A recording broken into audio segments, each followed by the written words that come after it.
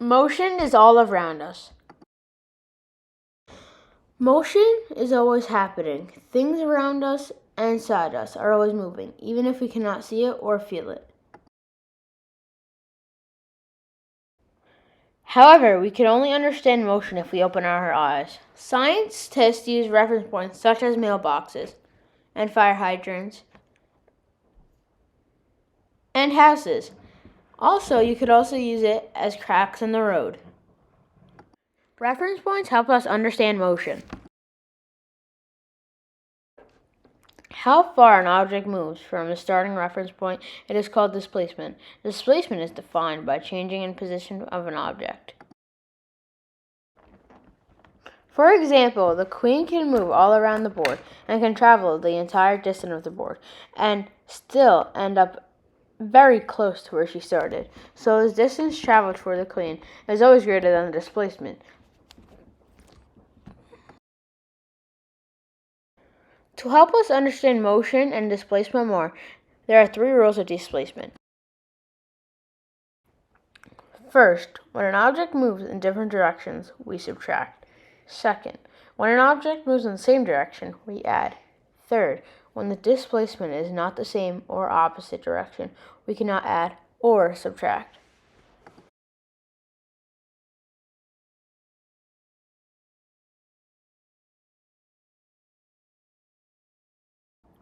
Distance is different than displacement.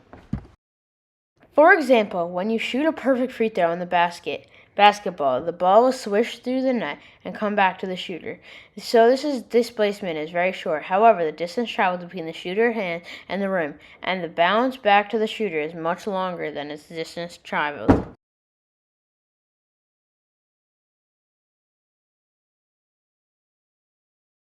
Distance is measured with the base unit of a meter. A coordinate system is used to describe the position of an object in space,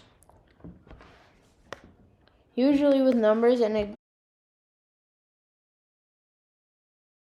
example of a coordinate system is a frame of a reference. To come back to our chess example, the chessboard has a coordinate system, so the games can be recorded. For example, the columns are labeled with letters and the rows are labeled with numbers. So, how coordinate systems like frames of a reference related to motion. In order to describe motion, we must be able to where an object is located with given reference frame. So a chess piece can be located on F2 and moved to G2.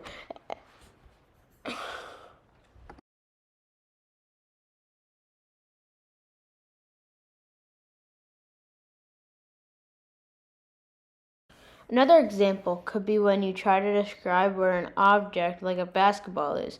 We could say it bounced past the doorway into the hallway and is 2 inches from the chair. In this example, both a frame of a reference and a reference point were used.